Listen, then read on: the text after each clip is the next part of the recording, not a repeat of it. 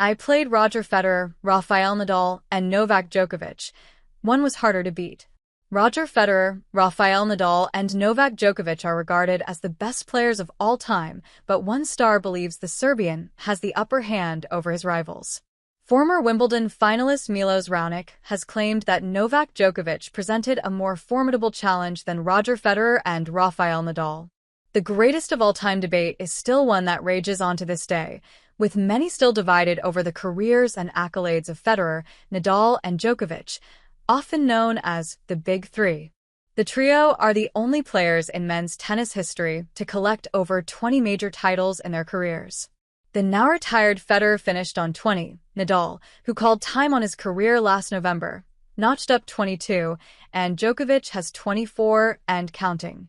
Canadian star Raonic, 34, believes that while Nadal and Federer were tough to beat, the Serbian star possesses a rare ability to make his opponents doubt themselves. When you played with Roger, you knew what you had to do, but there were a lot of moments where it wasn't up to you.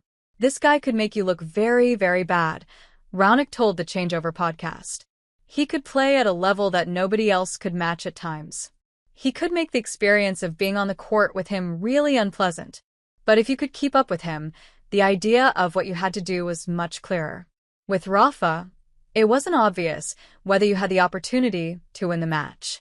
Before you stepped on the court, you knew you were going to give it your all because he would be there until the last point.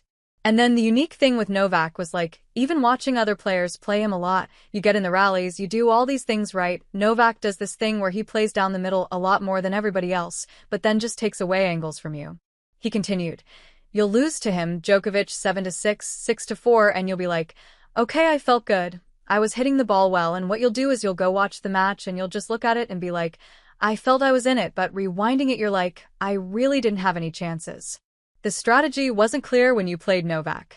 With the other two, it was clear what you needed to do, but with Novak, it was like, what do I need to do this time? Raonic's head-to-head with all three seems to reinforce his comments. He has 5 wins in total, with 3 coming against Federer and 2 against Nadal. He has never won a match against Djokovic, with their head-to-head standing at 12-0 in favor of the 37-year-old icon. Raonic currently ranks number 449. However, his highest ranking came when he reached number 3 in 2016. He reached the final of the All England Club in 2016, where he lost to Andy Murray, but he also fought his way to the semi-final of the Australian Open in 2016 and the quarter-final of the French Open in 2014. Aside from a run to the semi-finals of the Australian Open, which included a victory against Carlos Alcaraz and some impressive results as he reached the Madrid Open final in March, Djokovic has struggled to find form this season and pulled out of the recent Italian Open, with no reason given.